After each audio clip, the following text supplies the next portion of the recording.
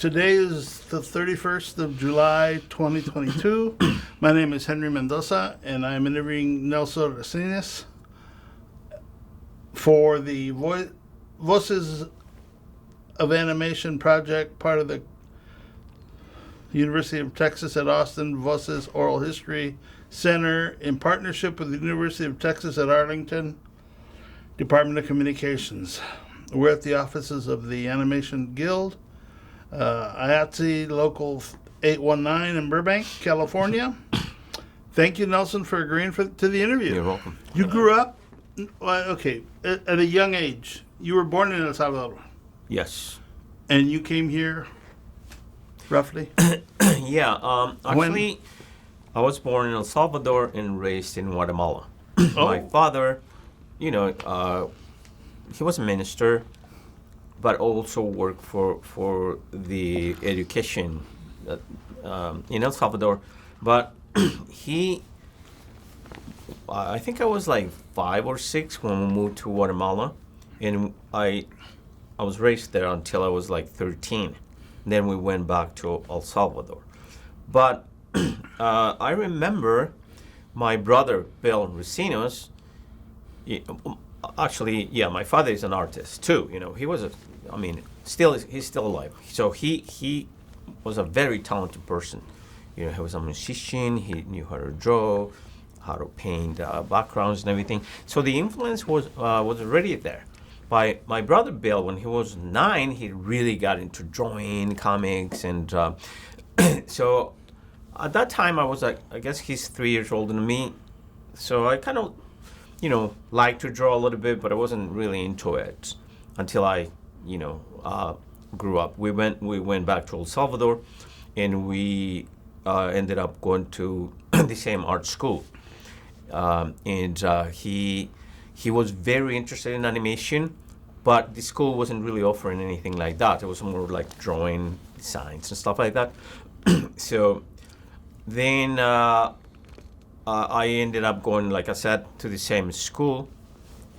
And I was more interested in architecture, to be honest with you, because they offered architecture, drawing design, and painting. And so I took, architecture. And my older brothers were already going to the university, and things were, politically were not that stable that time, 1995, 96. So my father decided to move to the U.S., and he did that as a minister. He came here to actually Burbank, and he was the Hispanic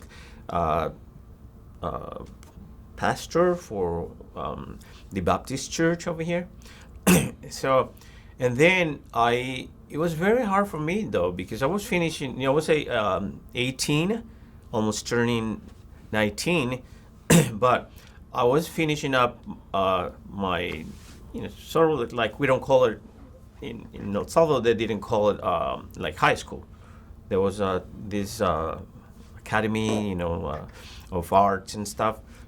So it's like and he actually talked to us. He said, I want you guys to go to college or university, and that was gonna be very tough. We kind of knew, what was coming, so we moved from there from Salvador to Burbank in 1996. I came here, like I said, when I was 18, and then I finished up 6 months in high school. But here in the U.S., it's not like after 18 you're too old. And they didn't tell me that, but I ended up graduating when I was 19, because I was, I turned 19 in 77, and I was, I had already finished. I graduated in June. After that, and that's why you guys are gonna see, like, in my yearbook in Burbank, because I took drama, music, drawing, And a lot of people, because I was not a bad actor, I guess. They saw me as an actor. It was like, like all the like my friends and in writing, about, hey, keep going. You have a good chance to become a actor or whatever they said. But I actually tried. I learned how to do pantomime and stuff like that. It was fun. But I realized that was very hard, especially because of the language, Yeah, or, like acting, sometimes, especially in pantomime, you don't talk, right? Yes, to the... So, and another thing, though, is like I wasn't a sports person. Probably I should have said this before, but I was a soccer player when I was growing up. And at 16, I think I was 16, 17, before my father decided to move, I got an offer to become a professional soccer player. I'm not going to say great, but I was a pretty good player. But the problem there, and I talked to my father, and that was a problem, because they wanted me to sign a contract in the minors, no major leagues yet. And then that was it, no school. And I really wanted to, I love to draw, I love to, like a lot of things in like at school. Didn't like math, but but I liked history and things like that. And they gave me a contract, and I talked to my to my father, and he said, "Well, it's up to you." But then we realized that, am I gonna make it to the pros? You never know. In sports, nobody's. Hopefully you don't get injured or anything. But then that's what I decided to do. That was tough for me, because that was that's in Central, South America, Mexico. That's the dream for a kid that it's a sports person. But then I couldn't do it because I wanted to continue, finishing school. And so when we moved over here, I wasn't really into playing soccer anymore, because I was more focusing on the studies. So, like I was saying, after Burbank High, I went to Valley College for almost 2.5 years, because I was already working, and I guess I'm going back and forth, but That's all right. yeah. Well, what happened was that I was going to Valley College, and my brother, Bill, he got he was starting already working at the studios. He was working for Hanna-Barbera, and one time, he saw some of my drawings I was doing for assignments for a drawing class, and he told me, "Hey, that looks pretty good," And at that time, they were offering like training programs for people that wanted to get into the industry. Obviously, you had to show portfolio and stuff like that. So that was the beginning of my career. I started when I was 22. I was still going to Valley College. I finished Valley College, and then I got the opportunity after 6 months to start working for Hanna-Barbera. And it was awesome, but it was a lot of pressure, because my brother had been working for the studio for a while now, so he had the experience. So, and I didn't. I kind of understood, obviously, and he was a big influence and mentor and everything, but they were expecting me to be as good as he was. So, I honestly, I liked Ted, but man, it was so much pressure that even one time he said, "Well, if you don't think you're gonna be able to make it, so that's fine. You can quit." But I'm not a quitter, so no, that's one of the things that I in a way I'm proud of myself, because I don't give up, and maybe that's because sports, you always, obviously you're trying to win all the time, and you understand that you're not gonna win all the time, but always trying your best. So I used to, work like 8 hours during the day, and I went like 3-4 hours continuing. They were not paying me, but it was okay. I really wanted to stay. I wanted to learn, and after a year and a half, I I made it. So, and then as I, I got it more into the industry, my supervisor was really nice though, because I wanted to continue, like at school. So I transferred to Cal Poly Pomona, for architecture, and he gave me the chance to, I think it was either 3 days at work and 2 days going to school or something like that. I don't know. But that's not easy. I was doing both, and architecture, people, if they don't understand, or they might, it's very hard. You have to do models, and it was a lot of work. So I tried, and for the first couple years were not bad, because it was just designing and kind of coloring, and I was okay with that.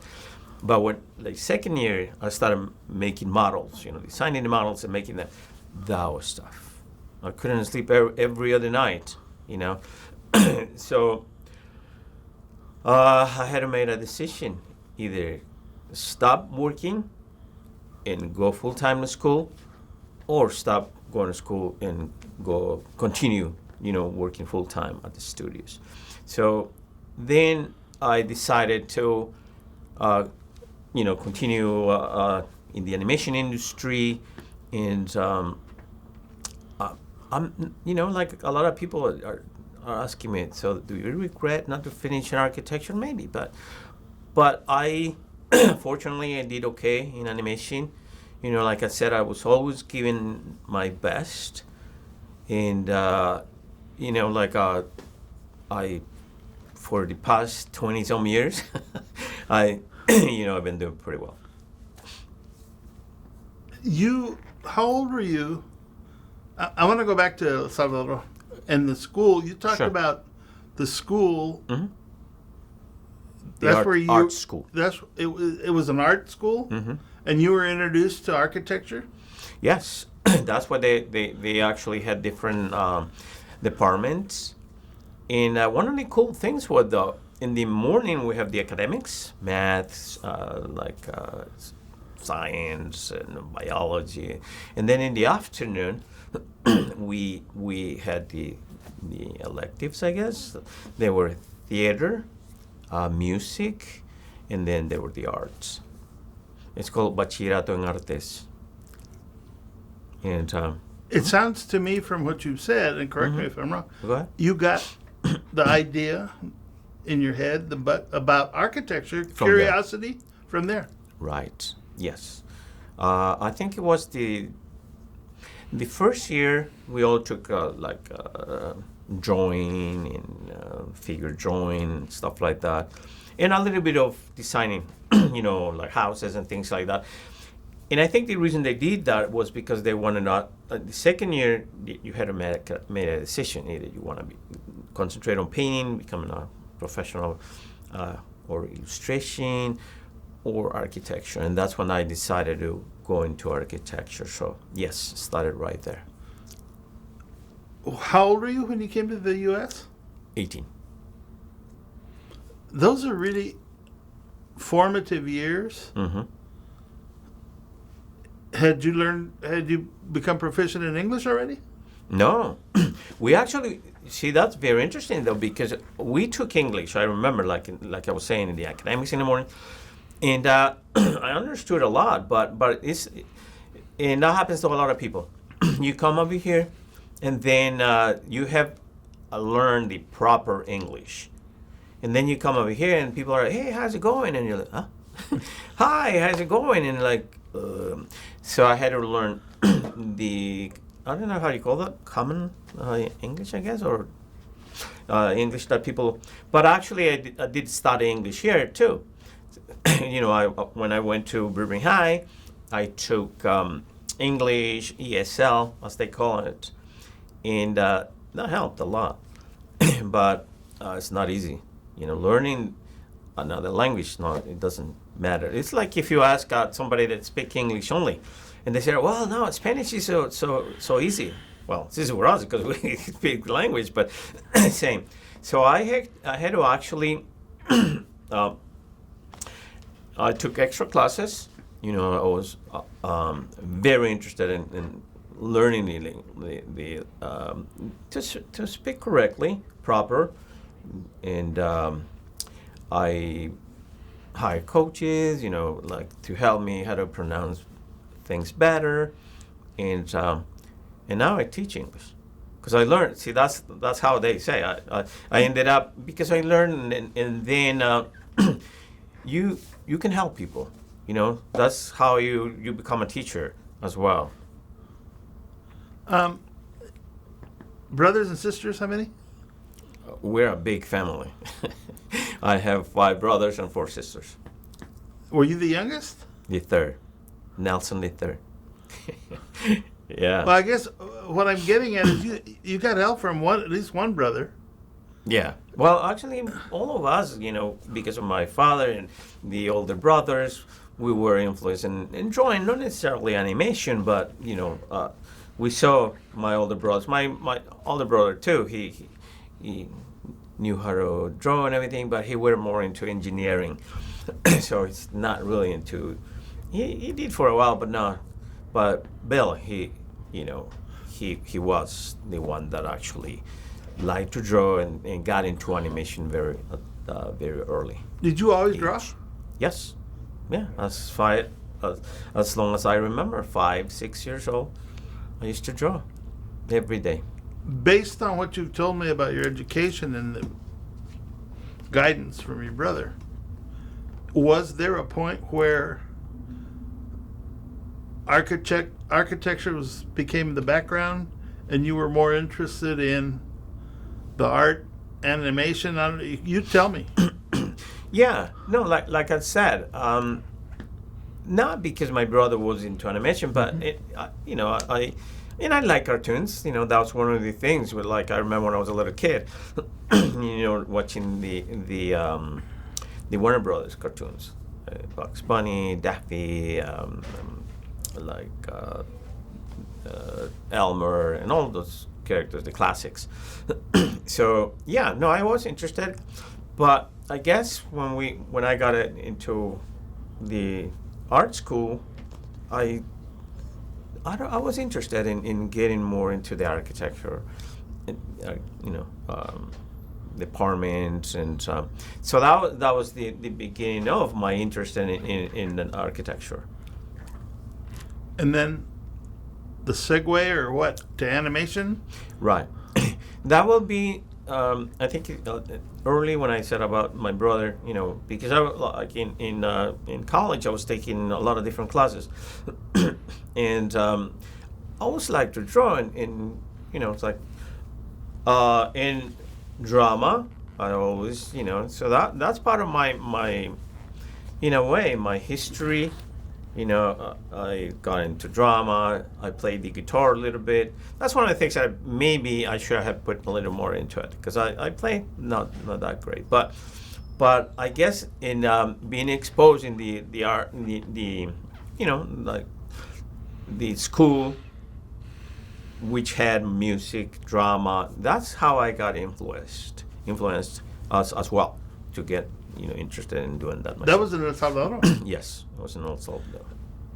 You came here and wound up at Burbank High School, which is a very known, established, high school, accredited high school. Yes. Strong community. Mm-hmm. Did you see a difference between the schooling you left in El Salvador and the schooling you walked into in Burbank High? Yes, big difference, because over there we concentrated on, like I said, in everything, academics, and then the whatever, the arts. Here, I saw a lot of people getting like 2 PE classes, because as long as you get certain classes and pass them, you get your diploma.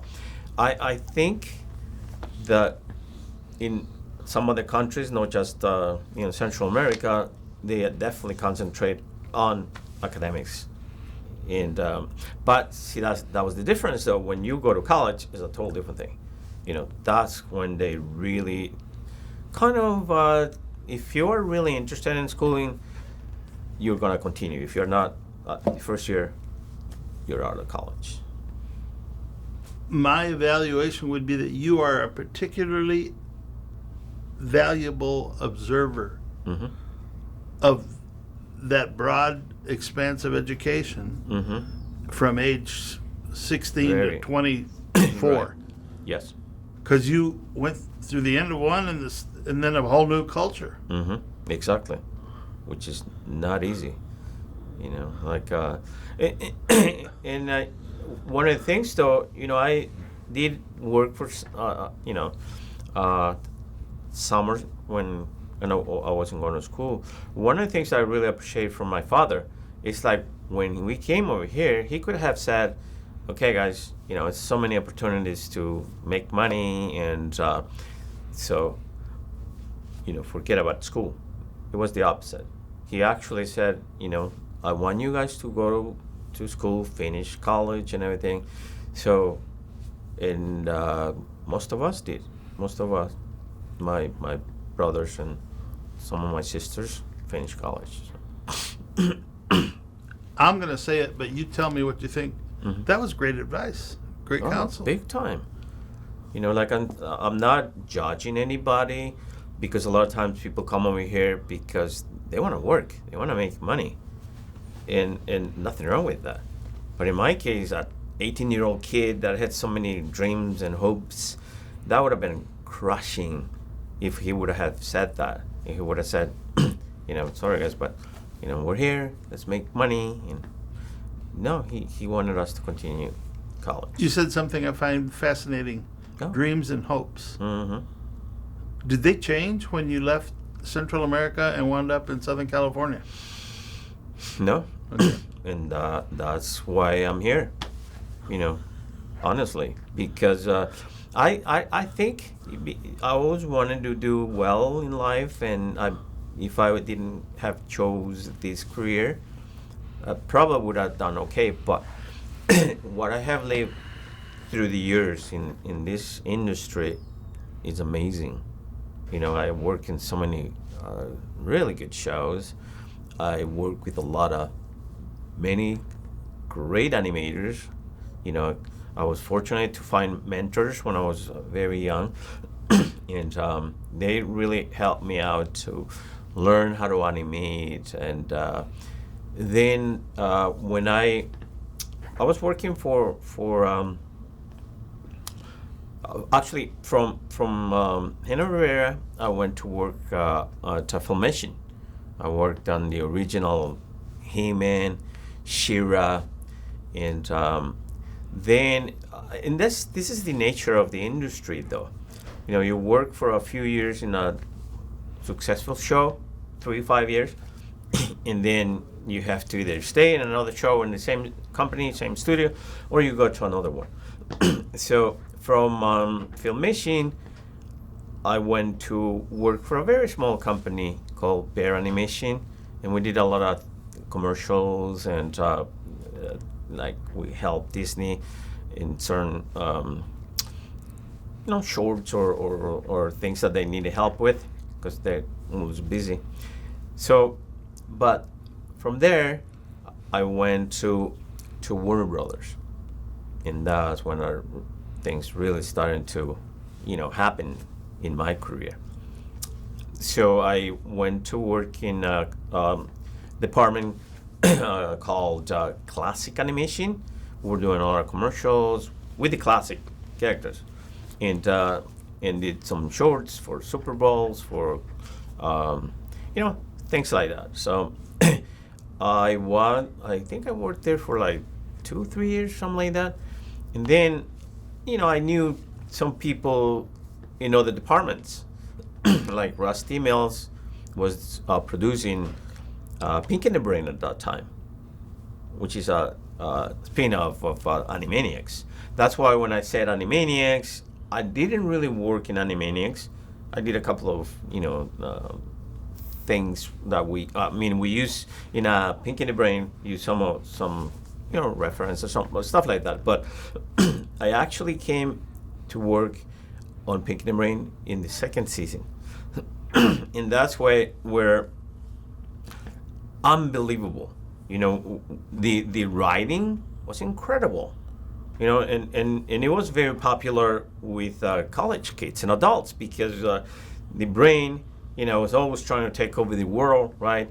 and Pinky was this silly, he didn't even understand what the brain was doing, but kids kind of connected with that, with the silliness of Pinky. So that's why we actually had the whole audience pretty much, like kids and teenagers, adults, and so yes, like I was saying, this was a very interesting how that worked because I was already actually taking classes actually here at the union, taking at that time they were offering slugging and timing classes. So because I was sort of like when I was supervising the commercials and things with the classic department, we didn't have a director in place because we didn't need them all the time. So that's why I sort of started directing in a way, and working with really amazing directors that were, helping us to put the commercials and stuff together. So one time, we were actually on the Sherman Oaks Galleria, I guess, at one of those buildings. I was working in the 12th floor, and the Animaniacs, Batman, and all those shows were actually based in the 8th floor. So Rusty, he was producing, at that time, Rusty Mills, he was producing Pink in the Brain. So we got Fate, right? We got in the elevator in the morning, and I told him, "Hey, Rusty, how's it going?" And he said, "Yeah, we're pretty busy, And I said, "Yeah, no, great show and everything." And I said, "We should have lunch one of these days because, I'm really getting interested in directing. I have taken timing and slugging. Plus, I already knew how to animate. Timing is very important, especially for animators." So, kid you not, I went to my office. I will say 5 to 10 minutes, maybe 10 minutes. He was calling me. He said, "Hey, Nelson, would you be interested in directing?" I was like, "What?" Never expected that. And when an opportunity comes, even if you're, for the most part, you're not going to be ready 100%. So, and I said, wow. So he said, "If you are interested, then I will talk to your supervisor and then we'll, arrange things." And I said, "Yeah." And that's how things started. My God, that was seizing a role, not necessarily training for it, but you thought you could handle it, and That's you right. seized the role and the opportunity. Exactly. Do you ever think about, and the foundation of my question is the attitude that seems to prevail, particularly. In this side of the border, it's like, Sure. well, El Salvador, where there's a lack of is there a complete understanding of what you learned there? Mm-hmm. You jumped easily, sounds like, into life here, Yes. and then seized. Well, use animation and then director and all that. Mm-hmm. Like a relay race, but you got in the fast lane fast. Yeah, and I think that's because, obviously my father, he was somebody that was always very talented person. And he was always looking for new opportunities. So we saw that. We learned that. So when I came here... you saw what? His ability to see the opportunities and grab it? And adjust it. Because he didn't know animation? No. Okay. But I'm sorry. There we go. No, not a problem. But that was the thing, though. He was moving around because of his job, but he adapted, he adjusted it, and that's exactly what we did. When I came here, like I said, I was frustrated at the beginning, but we were here, and then luckily I had a good foundation. That's the thing. I came already with almost high school, and then because of his support, when he said, "I want you guys to go to college," So I was like, that was great. And like you were saying, unfortunately, some people have certain notions, or they put people in categories. Oh, he's from Mexico, from El Salvador, from Guatemala, from Colombia, whatever. I mean, it depends of the circumstances. There are people come over here from all these countries. They just come to work, you know. Maybe they have families already there, kids, and they have to support them. And then the opportunities are much, much better over here. With me, it was different. I wasn't married. I didn't have any kids. So I came here, and I had the opportunity. I'm not going to say, the opportunity to continue school, and I took advantage of that. Do you, looking back in this relatively short time, Mm-hmm. understand and see the difference between El Salvador and here? Oh, yes. Big time. Yeah. What? How? The difference are that, like, especially because of the political system and all that stuff, at that time it was getting pretty bad. So I don't know if I would have had the same opportunities that I had over here, or had. But, and again, I'm not putting anybody down or anything. It's just, that's the way it is, But in my case, and I'm sure other people as well, they have the opportunity to go to college, and it's in this case specifically, learn something and continue in that lane. And it's really, this is personal. I mean, I had the opportunities, but if I wouldn't have taken advantage of I would have worked hard, for it, there's no way I would have achieved what I have achieved. That is the saying that, oh man, this guy is so fortunate. He became all of this, and like they think that it took like 5 or less years or whatever. It takes a long time. So you have to be willing to work on it and no giving up, So Have you encountered any issues or circumstances that are based on differences, language, culture? Mm-hmm. Oh, yes.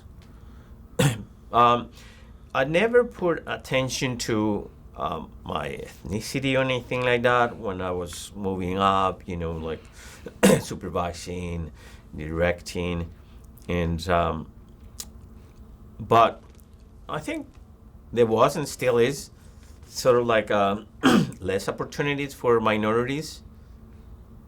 I think nowadays you can see that there are probably, a little better chances for somebody to become a CEO or president of a company, but not that many yet. I wasn't really going back to school, to like become a CEO or president of a company or anything like that. I just wanted to really learn the business side because I was in the creative side for so many years, and I started understanding budgets.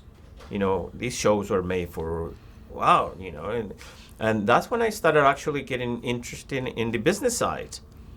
Because at that time, like after finishing up with Pink in the Brain, I went back, I went to Nickelodeon and worked on Cat Dog, and then Oswald the Octopus. And that's when you really have to understand timing as a director.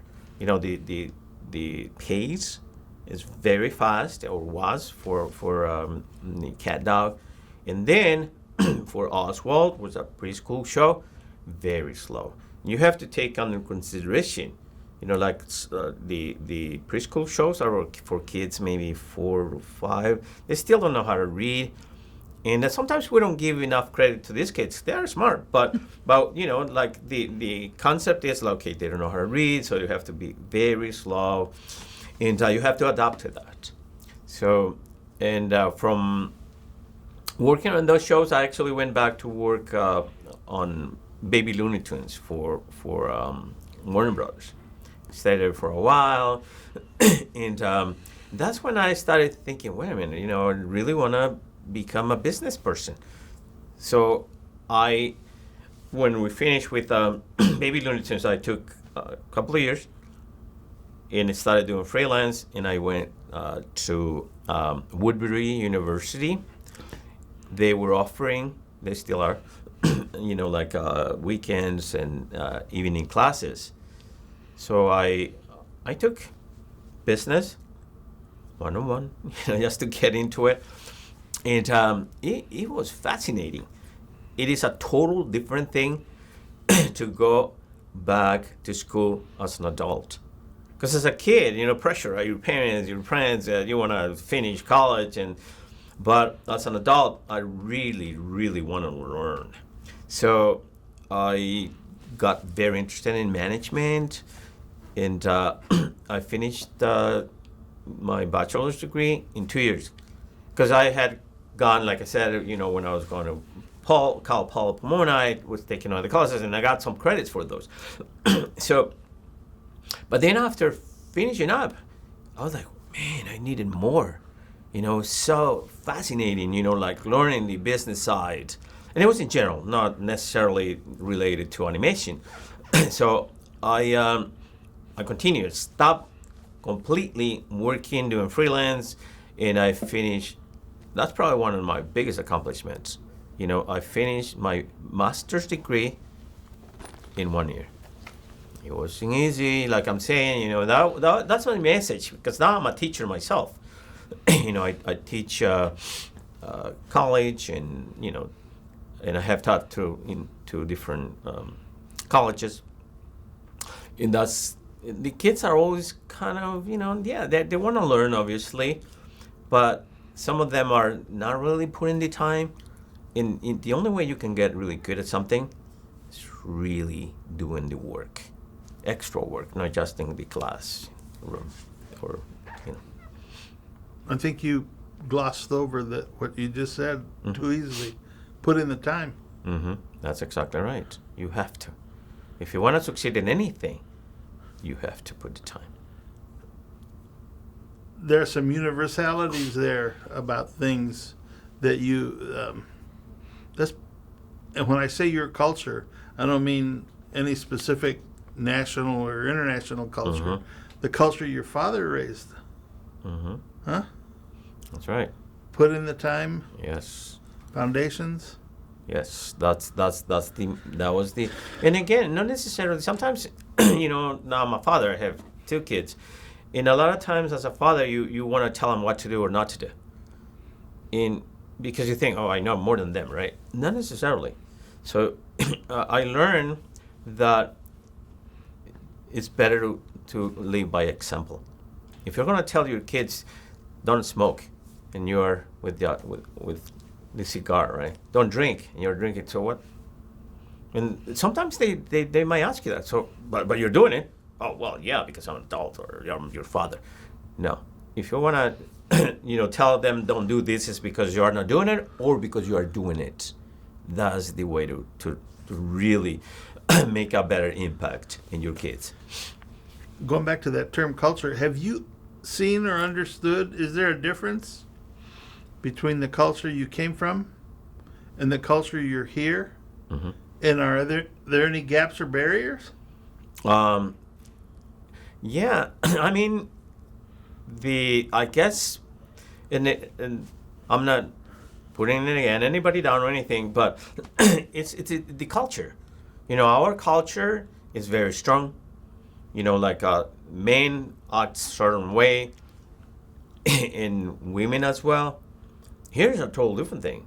I mean, I never thought that I was that kind of a guy, that whatever I say when I got married, right, this is it. It's like, I understood because I was very close to my mother.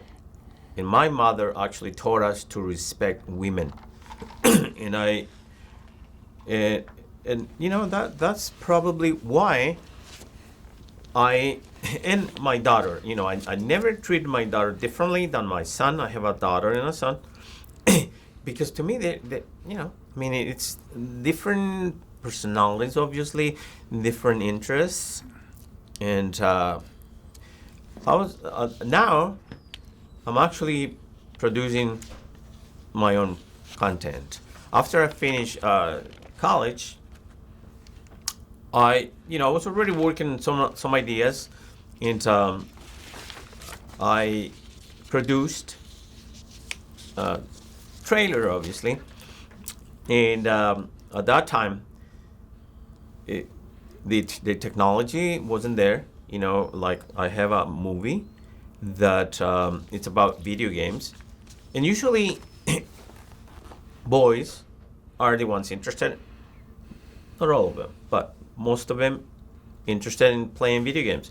But I saw in my household, my daughter, my son, both of them playing video games, and so I got the idea that instead of making the main character a boy, I made her a little girl, and so that's why now, again, like women and minorities are always saying that we don't get the opportunities, and so I'm promoting actually equal opportunity for girls, women, and minorities, and movies and TV shows. So I have 6 ideas, and right now I'm trying to produce 2. The one that I said about video games, I have one as a pre-K show, teaching kids ABCs, 1, 2, 3s, in a very fun way. And I have a preschool show, and that's again teaching history and languages, art, music of different cities and different countries around the world. So those 3 are the ones that I'm concentrating on right now, and I can hardly wait to start really producing some of them. So, are these all movie proposal projects? No, I have 2 movies, and the other ones are TV shows.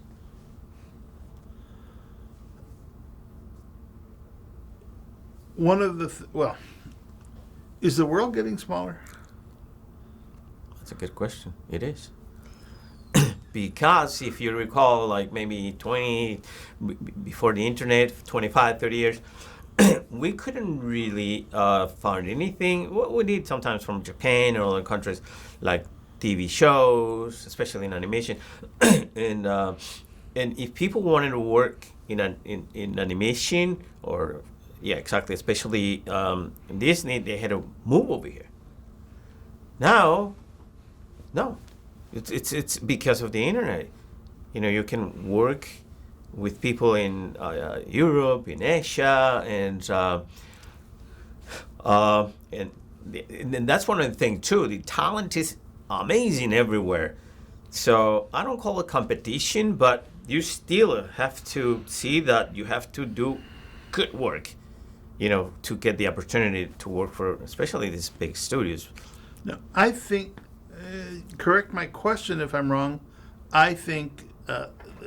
Understanding what you just said, Mm-hmm. but aren't you in a trade profession world that's even more subject to that opportunity, those opportunities, the whole notion of many more resources? Mm-hmm.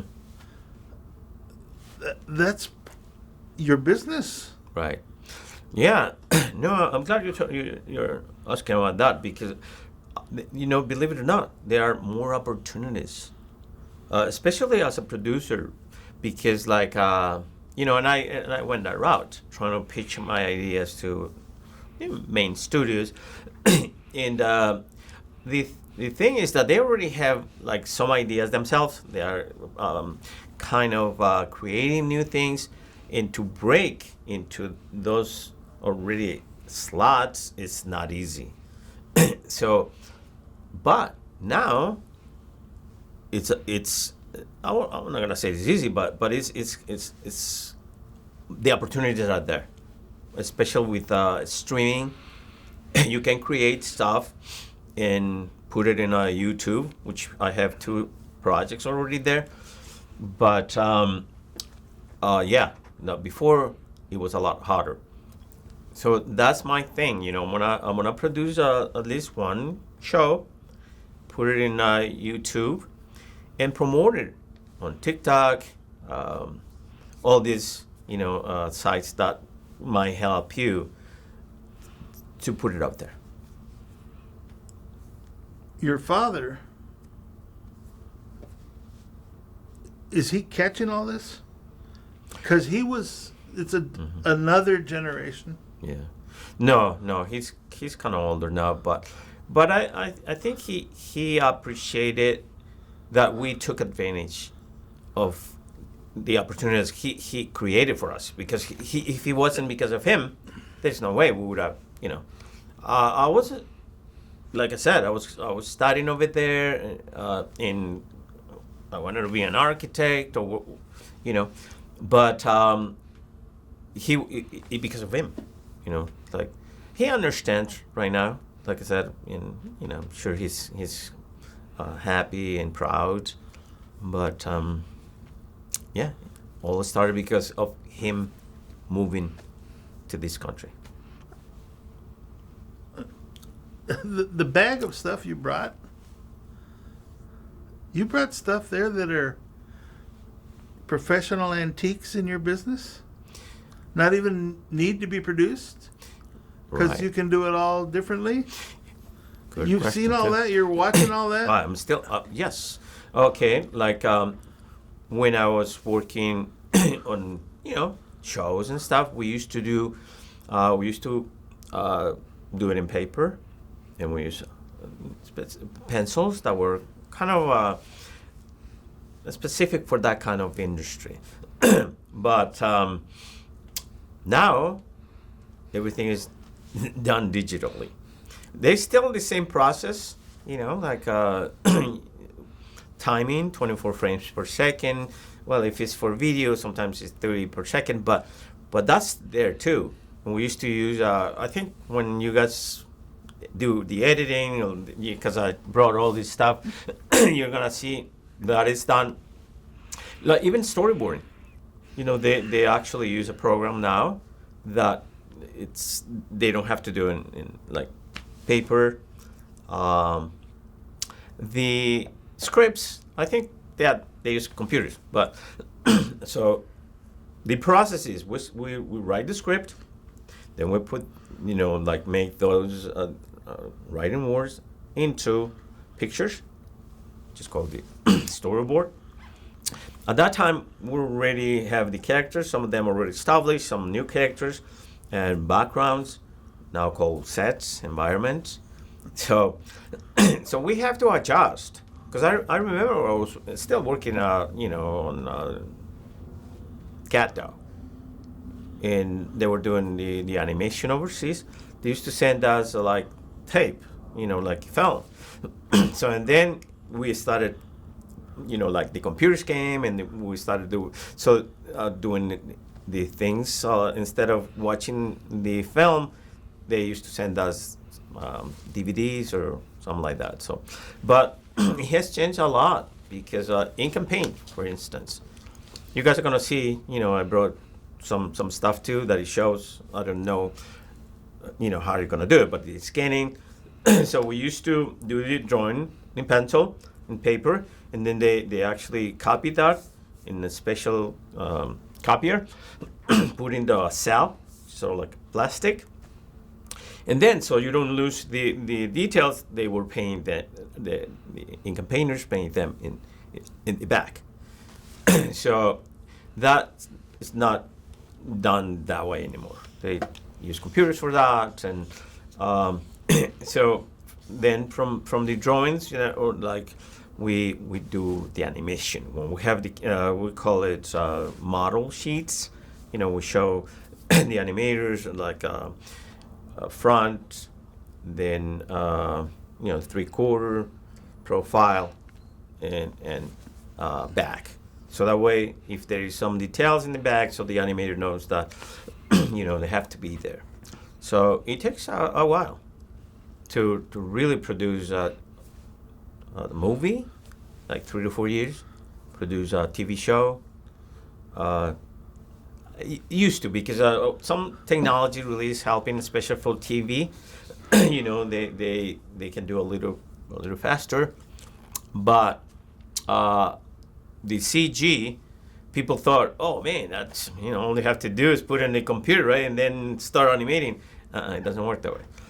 We have to build the models and then do animations, do, like we call it, rigging, which is, you know, that helps to move the characters. And so the process is, it's still takes pretty much the same, sometimes even more, to do an animated CG. I feel like I'm talking to another generation with you and your other colleagues this weekend. I'm afraid to ask what's next. Do you know what's next? For me? Or the industry? Both. Oh. For the industry, well, yeah, because now we are using like for special effects, it's incredible. Video games and the stuff that you see now compared to 20, 30 years ago, it's completely different. So that will continue to evolve. You know, you will get, you know, other techniques, I guess, other programs and things like that. And yeah, I don't know what the future will come. But like in my case, I'm adapting to that. I remember when I saw the first stuff that was going to be in computers, I said, no way, these guys are not going to be able to do that. Now they're doing it.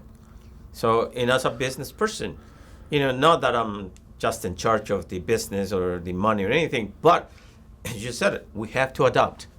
You have to be what's working right now. Every day I go into my computer and see what's going on with video games, with movies, with TV shows, because that's what I'm gonna be doing.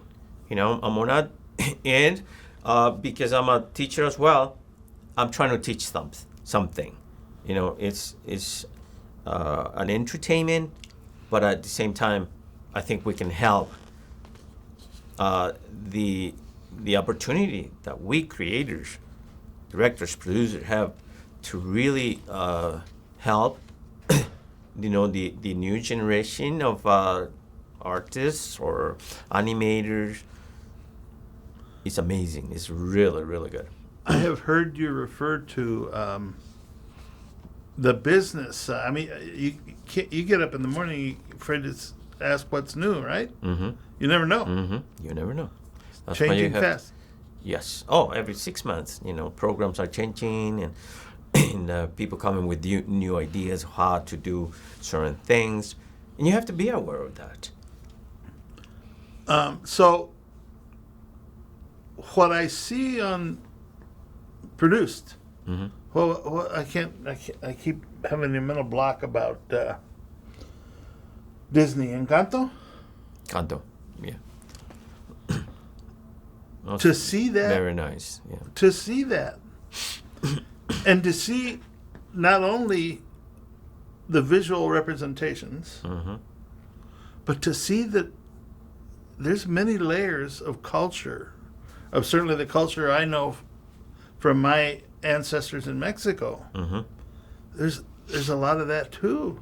Yes. You've seen that. I've seen it. I mean, how does that relate? I mean, how do you relate? And where you were raised on the streets of El Salvador to where we are now, where you and your business are now. Right. Big gap, big change. Oh yeah. But like that's what we've been talking about. Well, the technology and the industry is adapting to these technologies, and unfortunately, that is the reality though. To produce a movie like Encanto or Coco, they spend, and they have the money, obviously Disney. They spend like between 150 million to 200 million dollars. like so far, I guess that we Latinos haven't been able to come up with that kind of quality animation, I will say, because it takes the talent, it takes a lot of resources, and I hope I can. That's my goal. As a business person, I'm trying to figure out how to make that kind of movie with a fourth of their budgets. I'm sorry.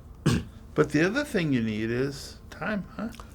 We need time and we need finances. We need the No, I know the finances, but I mean Right. the time to do it, to actually produce it. Oh yeah. Takes You a can't while, do that like tomorrow. I wish. No, and that, like I said before, I explained it before.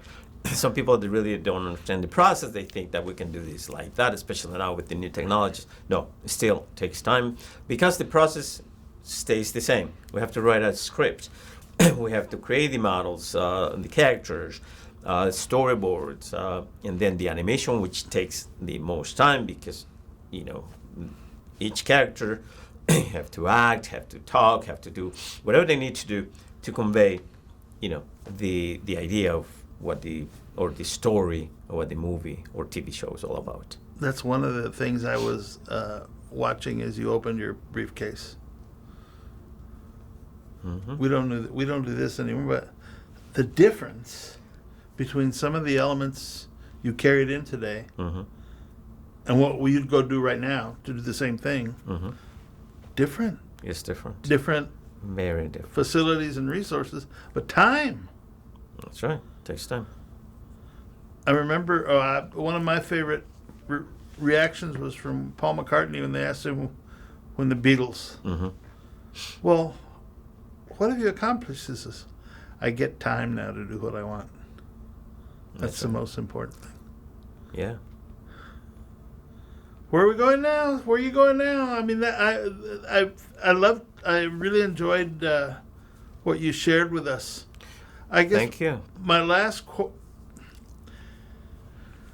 I don't want to put words in your mouth, but I do wonder if what you have seen in terms of the differences between the culture you were raised in, the culture you're in now, and where you have to go sometimes, Mm-hmm. or where you want to go Mm-hmm. in whatever you're doing. Have you seen those? Have you seen barriers there? A little bit. Like I'm saying, I mean, now that I have accomplished a few things and and the knowledge I have acquired, but it's the barriers is up to you. That's the way I see it. I mean, I know that it's not easy. It's not just for me, for a lot of different people, but the way I see myself is like producing all these projects and helping people. That's the main thing. I mean, I was fortunate to have the opportunity to work with so many talented people, and unselfishly, they helped me. So now it's time for me to get back. So I will, and I remember when I was working for the studios, when somebody came to show us their portfolios, or I never saw gender, race, or color or anything. What I saw was their talent, whatever they were showing, and that's the way we used to hire it. Didn't matter it was a woman, it was a Latino, but for me to do that, I do have to start producing. And I think I've been saying this all along, that a lot of people feel that they're entitled to something. No. You might get the opportunities, but if you don't put the time, you don't put the effort, it's not going to work. I don't want to belabor the one last thing. Mm-hmm. Unless you want to add something, don't you think part of why you made a big point of explaining what your job as a director. As a director. You just use the word producer. Mm-hmm. Different role. Yes, it is. Yeah, That's what you're very looking for? interesting though. Yes, because a producer is sort of like the last word. They understand the show, and they get everything. Like they have to say, this scene is working or this is not working, and so we work together. A director. So what we actually do first, as a director, I used to get the storyboards, the character designs, and then I make my notes. And so the producer was expecting me as a director to kind of catch all the things and then make notes and giving it to him. So he will be saying, oh yeah, if he didn't agree with one of my notes, and one of the things that really helped being an animator or an artist yourself is I could give them thumbnails. No, it wasn't just like written notes. I could give him like the storyboard person saying, oh, this is cool, but what about if we do it this way? So, and then the producer was expecting that. So when I, and especially storyboards, because that's what it takes the longest at the beginning. So then he agreed with my notes, and he added a couple more. But and that's important that we're talking about this, because before a producer was called, and I guess live action still does that. It's like a producer is somebody that is in charge of the the business side, the budgets and everything, and the content. But what they realized was that some producers were not people that knew how to draw or were not creative. So they were just like, oh man, you're trying to give an artist notes and they didn't understand. So that changed.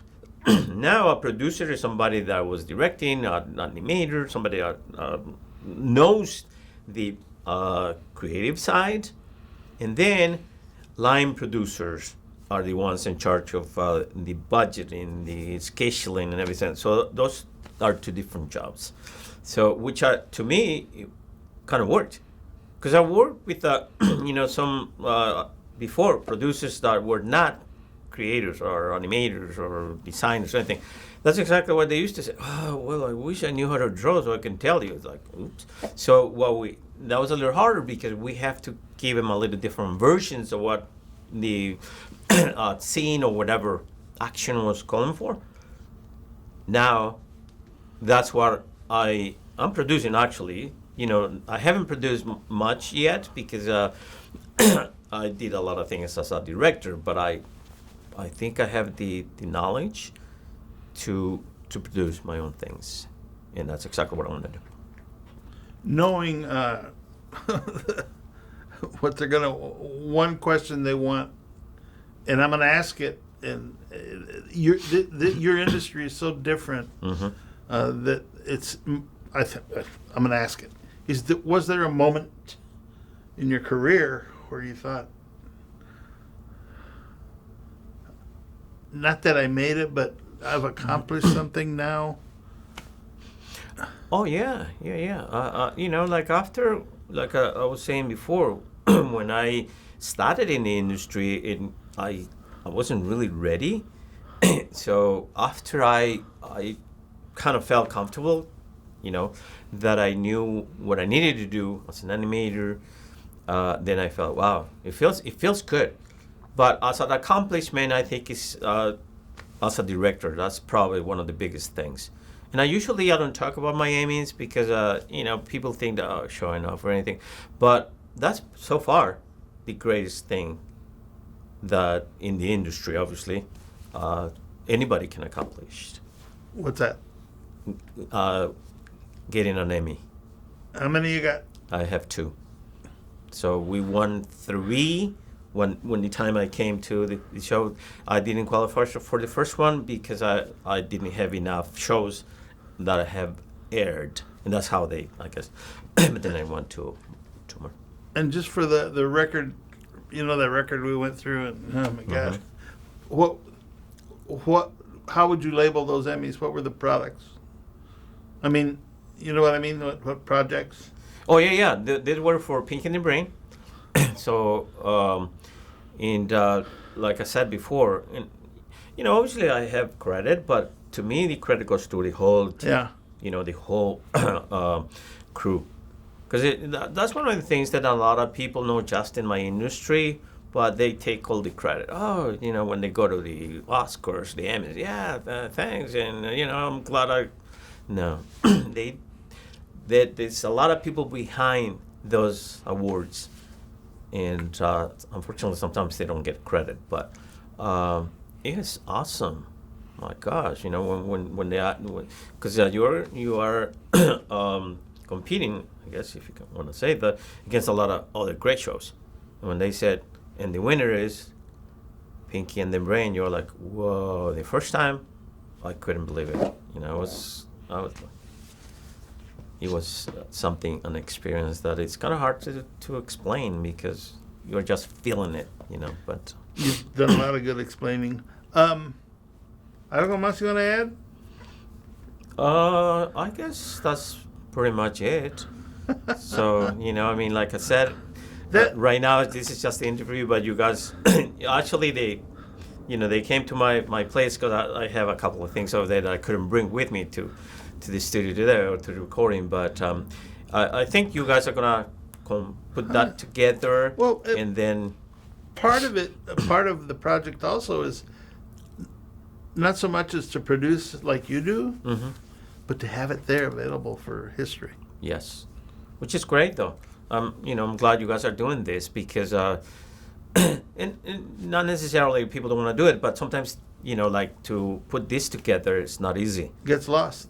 Yes, and so a new generation of people that, in my case, come to this country or they're already here and they want to do something that they don't know how to do it. So this will help because you guys are interviewing not just in my case an animator director, but people that have done other things in the industry, and that will, that's another thing though. People when they ask me, so what do you do? Animator director. Oh, so you just they think that we only draw, and I said no, we need people to write, we need people to do voiceover, acting, and so there are a lot of different aspects of the industry that people can, or like in the business side too. We need people to do like the paperwork, or we need lawyers, so it's a lot of things. It's a big business. I wish I hadn't said we need lawyers. Huh? No, I that's funny. Well, we do. Yeah. No, Yeah. it is a big business. It is. One of the things that this project brings to light, I hope, because I have a lot of friends in the business, directly in the business. So we watch the end of the movie and all the credits. Yes. And like they get longer. Takes more people to do. I think it's pretty much the same. It depends of we have a lot of different departments. Longer than it was though. I mean, it might used to might be be now. Yeah, you're right because of the tech stuff and a lot of other people doing things that we didn't do Well, I before. remember how many but, productions came out with just the stars. Mhm. A list of the actors. That's it. Yeah, Whatever. And now it's. Yeah, you don't see they're that. giving a little more credit Yeah. to like the writers, producers, executive producers, or whatever. But at the end, it's like you just said, so many people that it will take another hour for them to, if they actually go Do the slow, credits. just for the credits. So unfortunately, they Well, have to do what they have to thank do. you, but Nelson. It was a good interview. Thank you. Fascinating, So I hope I world. Oh, yeah. I helped somehow to motivate and people learn a little bit of what I have been See, that's the key, though. going through. You said it before when you came in. Several times in the interview, you just said it. People learn, educate, Yes, and education. then they have tools with which to go forward. Thank you. Yeah, Think we're done. Thank you. Are we all good? Yeah. All right. Thank you.